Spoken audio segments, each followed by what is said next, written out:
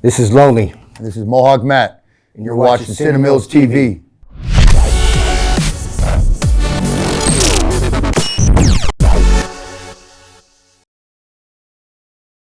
So we got Mohawk Matt and Lonely. Thank you, gentlemen, for coming through today. Thank you for having us. Thank you. You know, this is a cool story.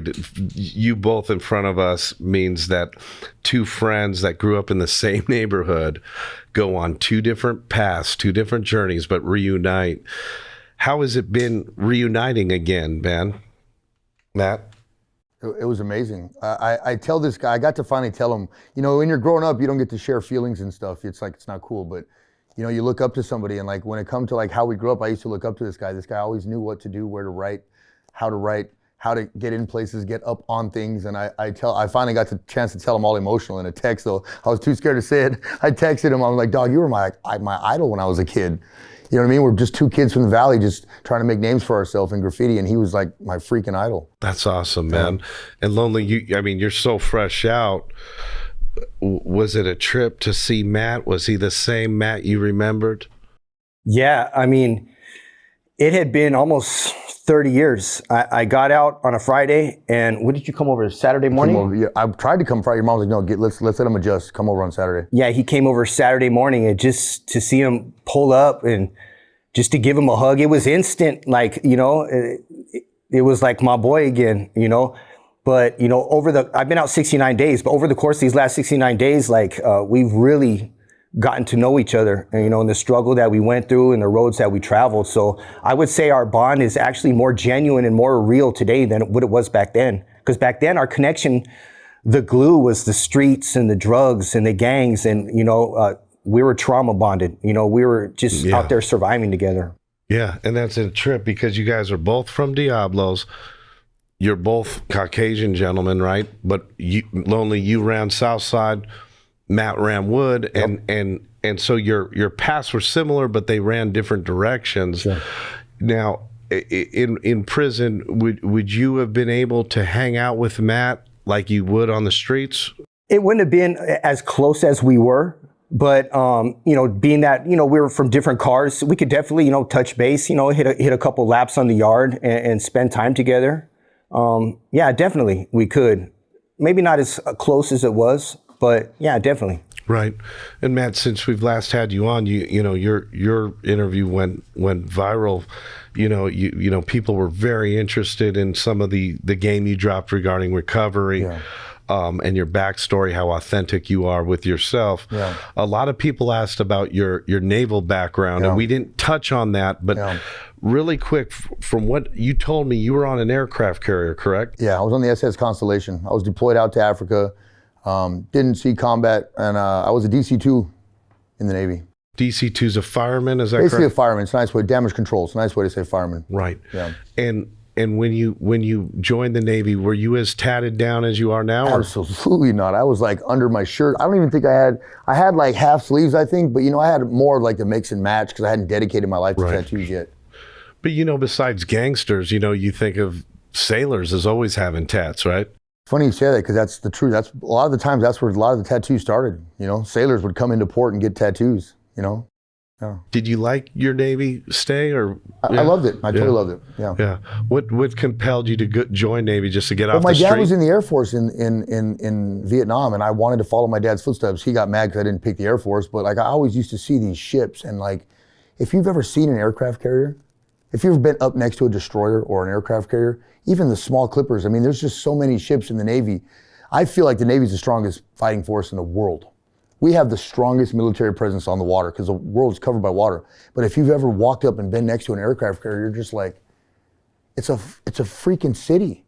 These things are monstrous. Yeah. And what goes on, the intertwinings of what goes on in these things is just amazing. That's a whole other podcast. But like, it was something that I really wanted to do. And I did end up joining the military to get out of some trouble to hide.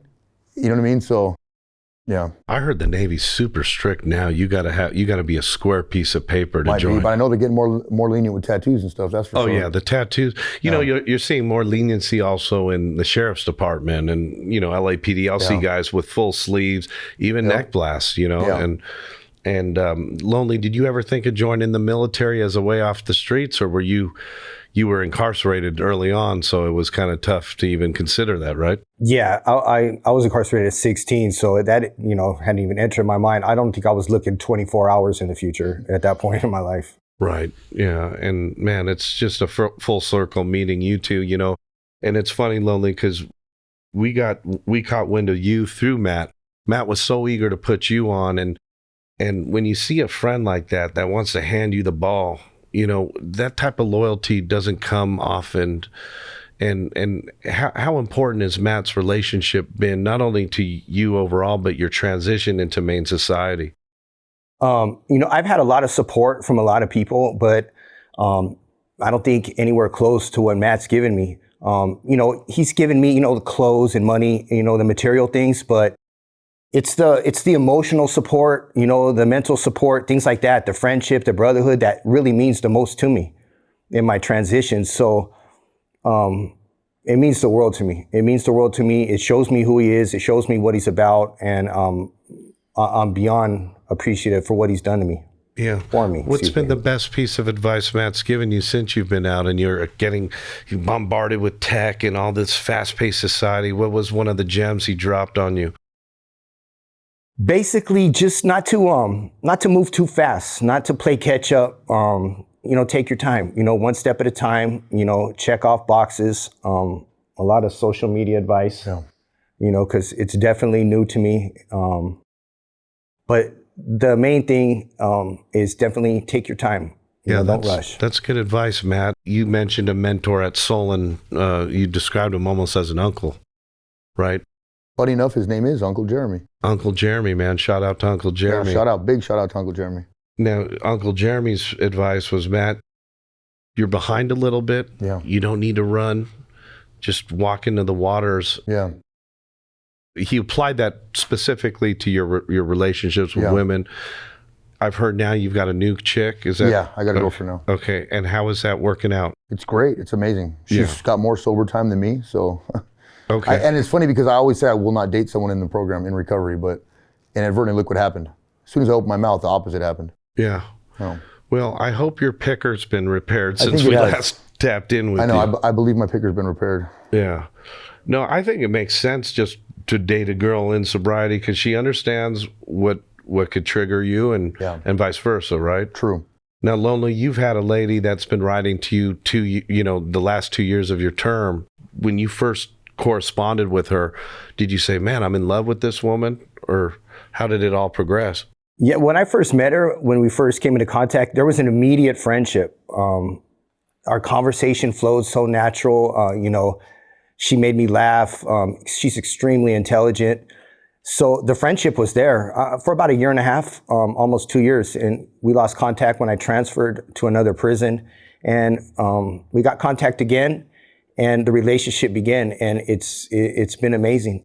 We just got engaged recently. We're scheduled. Yeah, thank you very much. We're scheduled to get married next year in September in Tulum, Mexico. I heard Tulum's a hot spot, man. A lot of hippies are going down there. Yeah, they're having a good time, man. So that'll be a beautiful wedding. Now, was she putting money on your books? Was she kind of? She was amazing in taking care of me. Again, the emotional, mental support, and also the financial support. She was extremely generous, extremely caring. Yeah. Yeah. And Matt, how important is that when you're locked down to have just someone to write to, bro? I feel like what he just said, the mental and the emotional is very important for us when we're down, especially stretches like he did. Mine was shorter than his, but like the money stuff is cool. The soups and everything is cool, and all that extra canteen and packages. It's all nice to get a pair of Nikes and a hoodie in the mail through the commissary and the packages. But when you got somebody that answers that phone, when you got somebody that writes you a letter, because people forget in today's society how fast we move with technology, to sit down and write a letter, because that wasn't that long ago that there wasn't technology. So for her sitting down writing them letters and printing out pictures and sending them to somebody, to us inmates in jail, you'd be surprised how to get a letter, it just means the world. I know it did to him because it did to me. Like the money's cool, but again, like at the end of the day, you take the money away from guys like us, we're fed, we have exercise, we have routines, we have stuff we can do. But the emotional and the mental support when it comes to communication is extremely. It's like, it's worth more than $1 million to guys like us who are in jail, to know that we have somebody to count on. And when you think about it, to sit down, to write a letter, to put it in an envelope, to put a stamp, like that's a whole process. That's a huge process. Yeah, it's a People gift. forget about today. It's a gift, you know. Yeah, that's your time. You're putting your time into something for someone. And today, people forget about our time is money. You forget how precious time is. I lose 20 minutes a day, and I'm already way behind, and I'm lost, and I'm stuck. But 20 minutes to do that process, like he said, to put the stamp, the letter, address this letter, write that letter, and walk it across, or have to even drive to a mailbox, that's amazing. Do you guys still write to some of your homeboys that are down? I do. Yeah. Yeah, definitely. Yeah. And I want to add, like, one of the great parts of the wedding, at least for me, is I'm also sitting next to my best man right here. He's going to be my best man at my wedding. Yeah. That's cool, you know? man. And neither one of us have been to Mexico like that. Right. Yeah. And I Right. know, Matt, since we last talked, were you able to get that passport going? Hey, you want to know something funny? As soon as we finished, I should have texted you. I got it in the mail. No way. I got the passport in the mail. You know how amazing it is to get a passport, being a convicted 3-striker like we are? I mean, it's amazing, dude. And I'm working on it now on parole. I believe I can actually get it. Yeah. Obviously, I can't, cross any lines or anything like that, but I can't obtain it. So I'm looking. You can obtain it, yeah. That is awesome, man. And when does your parole end, Lonely? July 15th was when I paroled, which was 69 days ago. It'll end in July. Oh, so you have one more year. Yeah. And then, boom, you can travel state lines, country line. Like, are you restricted to LA County only right now? I can go outside of that radius. I just need to ask. I need to communicate that. Yeah, you need permission to do that. Sure. And do they piss test you and everything? Or Yeah, we get drug tested. They have the least problems with former lifers. I'm in a house with 50 former lifers. Tell him about what you told me. This is amazing when you hear what he's going to say right now. Tell him what you told me about that, the statistics and all that. Yeah, I mean, the statistics for a lifer, the recidivism rate is like 0.0001 for lifers recidivating. And really? Yeah.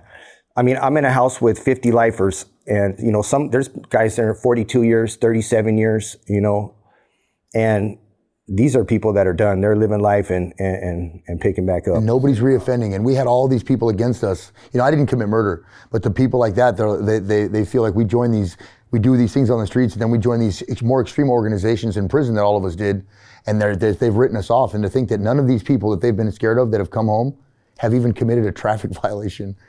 And they're out there succeeding and building and growing. Yeah. And we were having a conversation in the house. I was sitting with about 6 other lifers, and a lot of them are hesitant to share their stories, share their lives. But my message is this, when the women's suffrage happened, it was women that stood up. In civil rights, it was African Americans that stood up. We're in a prison reform movement. So that's why I'm not ashamed to tell my story. Yeah. I'm a product of rehabilitation and change, that it is in fact possible.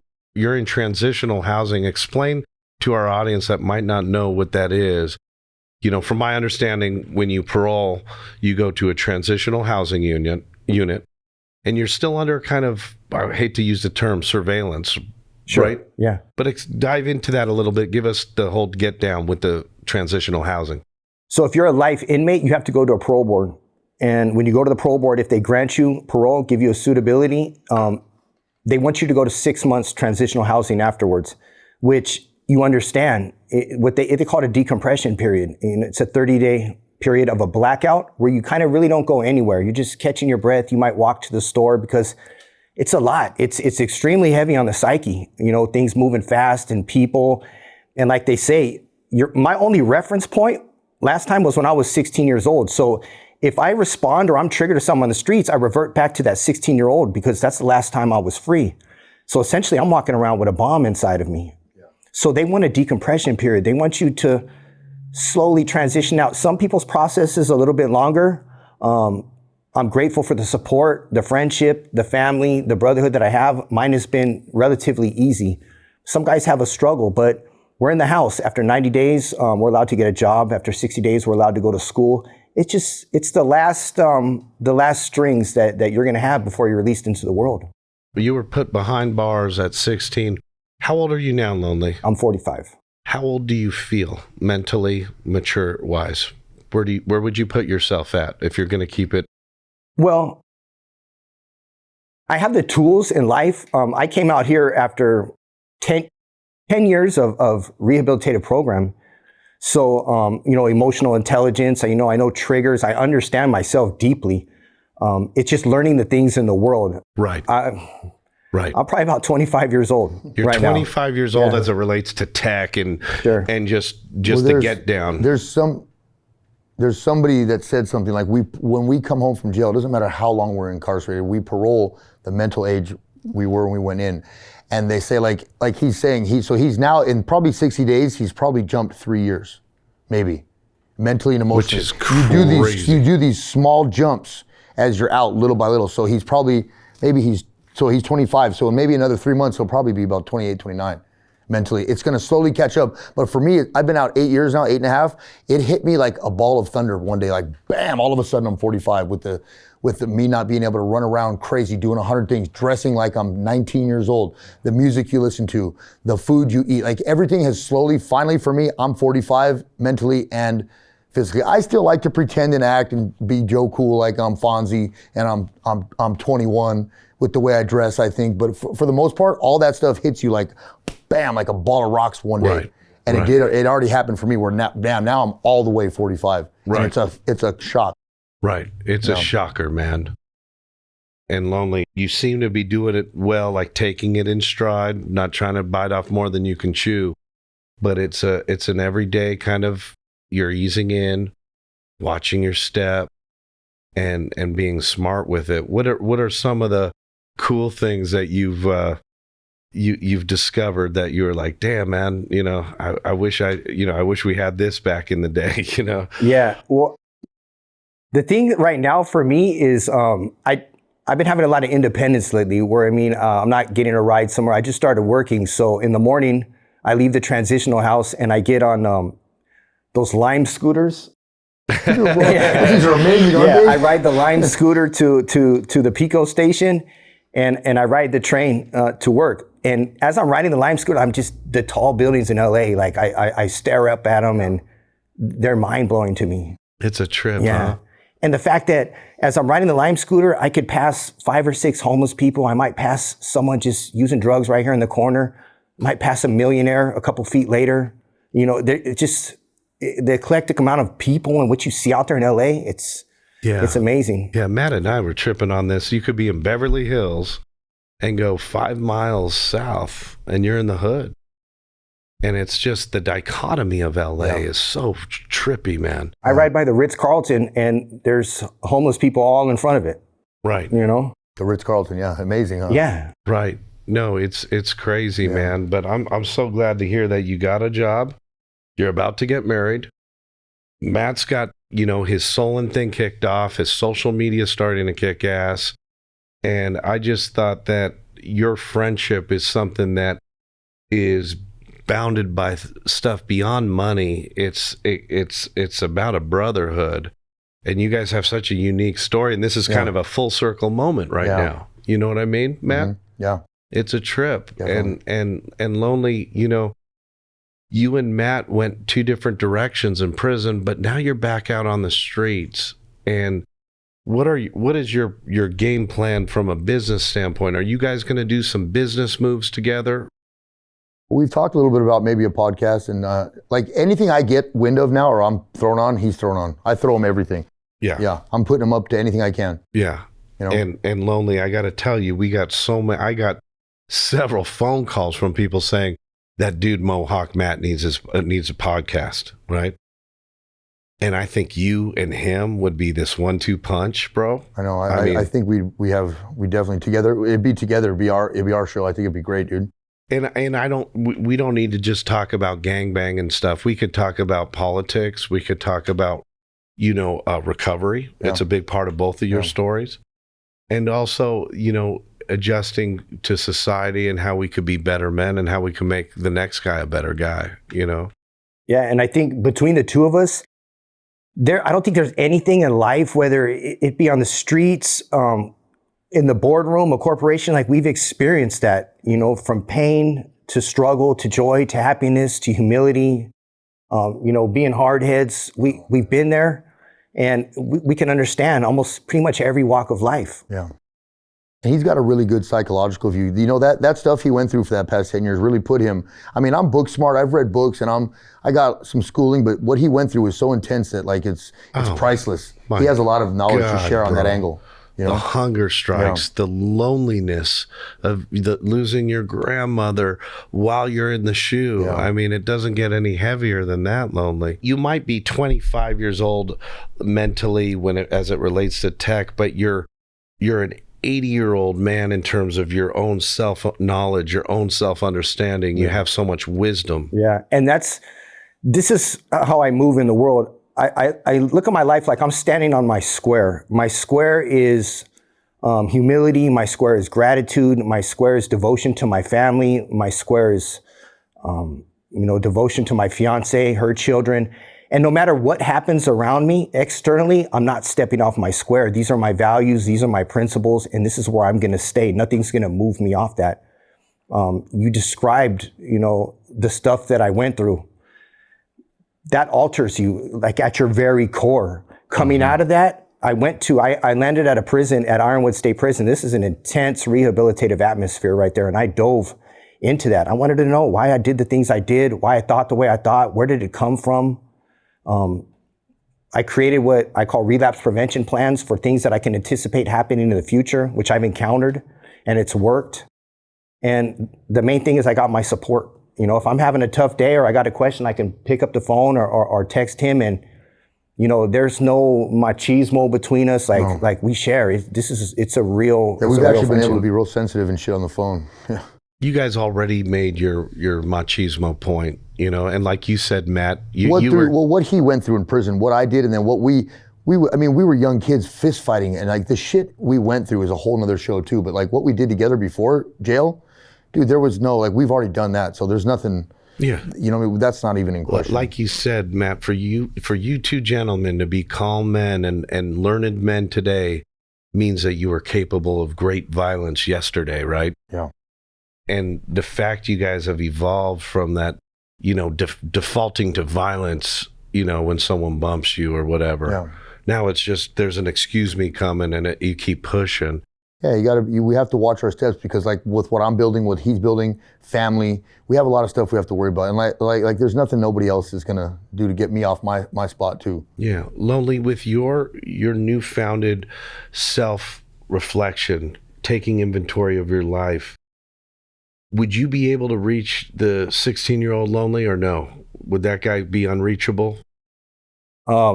Yeah, no. You can no, get him. He had to go through some stuff. Yeah, he had to get his head. Yeah, all right. Definitely. Yeah, because I asked you that, Matt. Yeah. When you're in that knucklehead mentality, no one could reach you, really.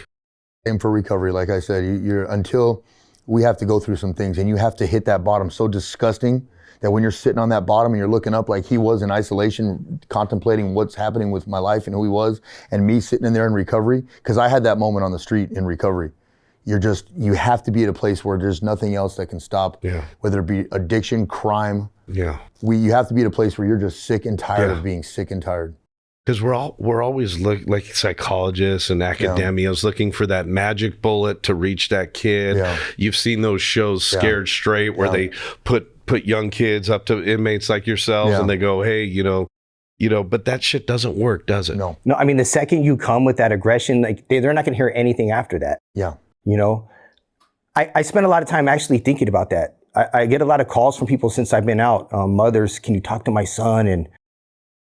And my approach is, I'm going to be your friend. This is my phone. I'm phone number. I'm not going to tell you what to do. I'm going to tell you what to expect. I can promise you what's coming, and you do what you do from there.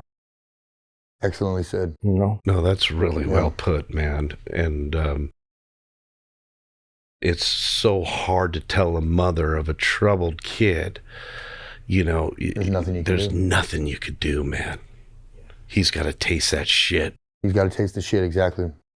And that's the thing. Some people's threshold for pain are a lot higher. Mine was, I hit rock bottom. I was the guy that pulled the pick and just kept going down. Looking for China. Yeah. Matt went subterranean too, man. Yeah, we both. Yeah. I went subterranean, but he went through. I think you reached the other side, Lonely.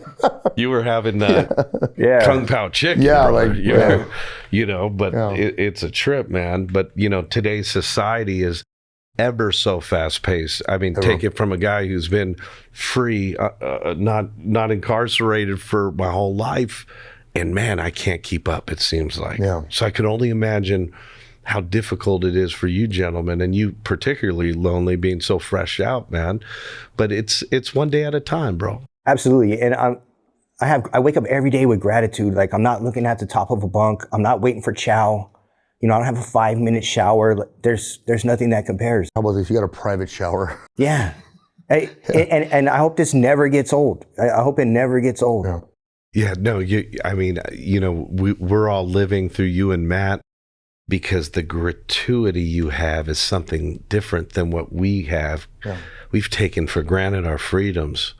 But to live through you guys, your eyes, and see, wow, man, just the simple things, man, being able to go where you want to go, drink what you want to drink, dress how you want to dress. Matt? I feel like that's a difference in how, remember me and you originally started with what I will and won't talk about, what's cool, what's not cool. Certain things I feel need to be kept private because there's struggles for people. I'm not going to come on here and brag, claim names and stuff. I feel like when you reach a place like we have where it's like, number one, like he said, perfect. That square, you ain't knocking me off my square.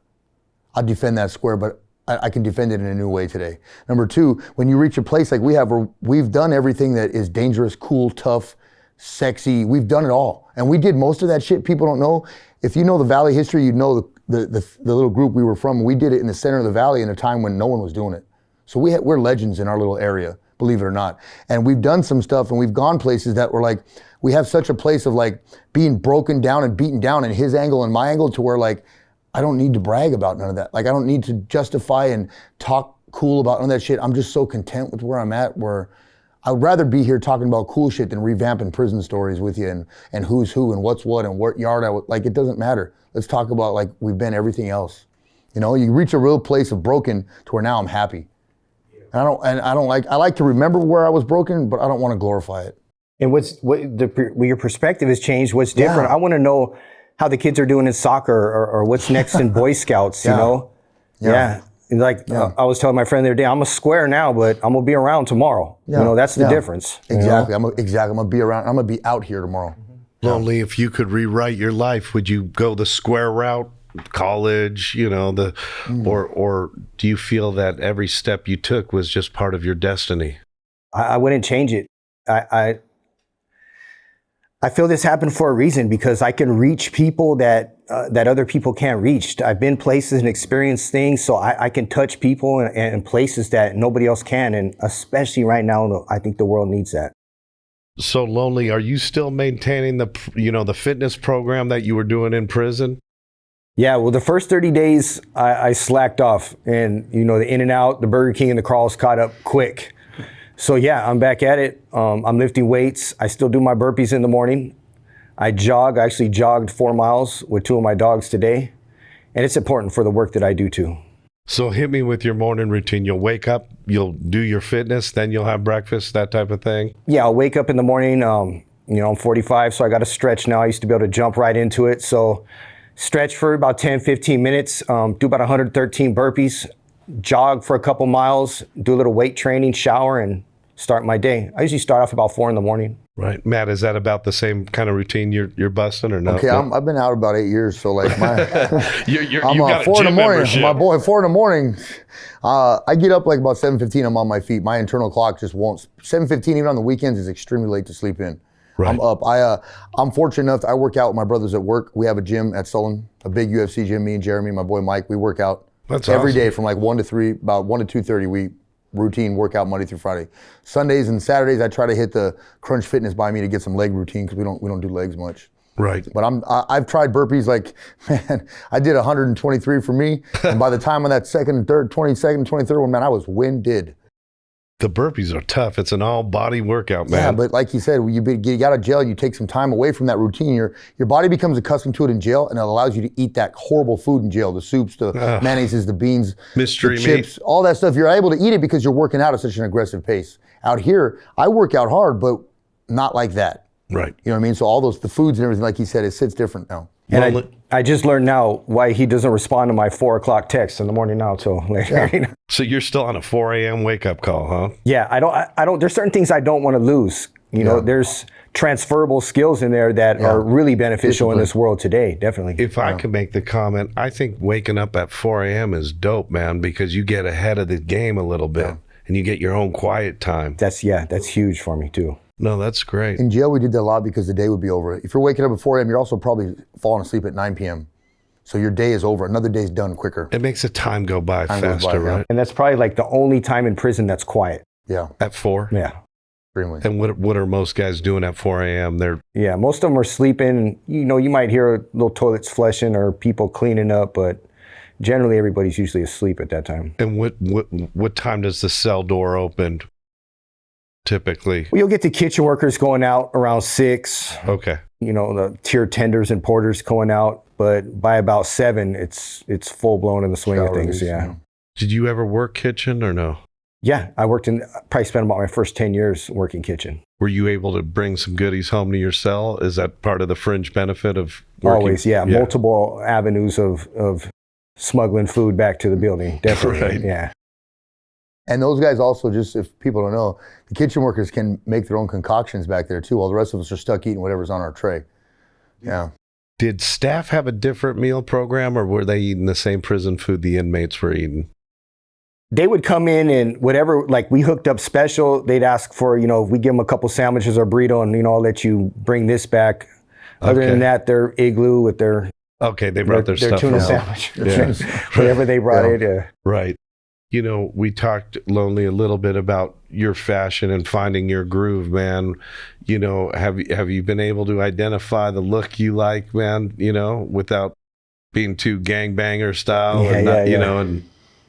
Well, working in what I do in dog training and rescue, it's pretty much try to find me a nice pair of joggers, a good shirt, and a hoodie. But my new addiction is shoes, definitely. Yeah. I can't get enough shoes. I can't walk by a shoe store without stopping. That's a problem. That's a whole other episode. It's a whole other thing, huh? The option of having all these cool shoes, man. What do you like? Nikes? You like the Air Maxes? Is that your deal? Right now it's Jordans and Air Maxes, definitely. Yeah, that's always been the look, man. You know, what about you, Matt? I know you're rocking the... Okay, so I have, anybody who knows me will tell you it's embarrassing to go into my room because I have 98 pairs of brand new Vans. I've got 5, 6 pairs of brand new Air Max. My Jordans, I keep my Jordans specific, 3s, 4s, and 5s only, maybe a 6 here and there, maybe. My Air Force Ones, my old school Pumas, my shell toes. I've probably got about 150 pairs of, and I keep brand new. When I go home, these chucks come off and they're spit shine with some wipes. They go back in the box. I have a serious shoe problem. I noticed that about you though, Matt. Everything is always ironed and creased and detailed. And always. Is that a Navy thing or a prison thing or? Well, Navy just intensified it, but people like us who grew up how we did, we always had the iron out at my house. His Miss grandma's, we steal the iron. His mom's apartment by our high school. We would always just iron real quick because we didn't have much clothes. We were always on the go. Right. Well, you know, white t-shirt would last us a week. And we used to live in houses or apartments. We'd literally have a radio and an ironing board. Yeah. Yeah. That's it. So like our look was always important, and that's how I kind of gravitated into the clothing industry with Sol and everything, because my look means the world to me. Right. It says a lot about you, you know what I mean? Like, so I make it a point. Pants will always be ironed, shoes will be fresh. Yeah. You know? No, you always look mint, and I know you're in the clothing industry, but I know it goes a few layers beyond that. It goes a few layers beyond that. This just, me working for this company is just such a blessing, and I'm grateful for it because I can tailor make what I like now, you know what I mean? Right. We have such a variety of stuff that it's amazing. No, that's awesome, man. And you know, Matt and I talked about the state of affairs in America. What are your thoughts of the direction the country's going, Lonely? Are you concerned, happy? What's your take? Or are you just focused on keeping your world small? At the moment, definitely keeping my world small, but I do take note of things going on around me. And, you know, my news diet was basically ABC, NBC, just the basic network channels. And I always pretty much got a grim description of what's going on in the world. But as I'm out here, I'm hopeful. I'm meeting a lot of good people. Maybe it's my perspective. I look for the good in things. I look for the potential in things. So I would say overall, I'm hopeful. I'm excited for the future. Yeah, there's a lot of ugly things going on in the world, but you know, that's life. And I think we get past it. I think it's all about perspective. Do you think that love outweighs the hate? Most definitely. How about Most you, definitely. Matt? Yeah, most definitely. I was going to say, it sounds like he's in a state of bliss. Yeah. Definitely. Yeah, definitely. I'm on a pink cloud. Yeah. Right. It tends to wear off though. Yeah. Like when you come home after a stretch like he did, you're just like, everything. bro, you could drop my In-N-Out double on the floor and I'm still going to jump and grab that thing and I'm going to probably lick the grease off the floor underneath it. Talk to me in a year, yeah. I'll be jaded, angry. No, but in a year, you'll start to, like for me, the step down process was like I was telling you, you start to realize, wait a minute, okay, so I'm home, clothes, gear, this, psychology, relationships, job, taxes, car payment, insurance, bang, bang, bang. Then you start to realize I'm paying taxes. Like I talked about the homeless thing, that's a problem, addiction being rampant. You start to realize wait a minute, I don't make much money and I'm paying taxes. I need to start getting more aware of what's going on. What is my money going to? And that's where it comes into the state of America where you're like, wow, this is all happening. And the way we are today, if you don't pay attention, you don't get your ass up there and vote, they will slide some shit in there on those ballots without letting you know, in between other things. And you got to be really, really careful of what's going on, what your money that you work hard for is being spent on. And we were talking the other day, we used to go to Taco Bell with $20 and feed like 30 homeboys. 30 homies. I went to Carl's Jr.'s with my 2 nephews and my sister the other day, and it was like $65. The $17.99 combo for one meal. Carl's Jr. is amazing. And I can eat about 9 of those burgers in a sitting. But the difference in price, remember, we like he said, Taco Bell would feed all the homies in 2 cars. Nowadays, if you, like he said, you go to Carl's Jr., you're not feeding anybody, one person and maybe one order of fries for $20. It's amazing. Exactly. It feels like $20 is for one person. Oh my God, it's like a combo meal with taxes and shit. You're I've like, got something fuck. great for You get a curly fries and a water. I've got something so good for your show.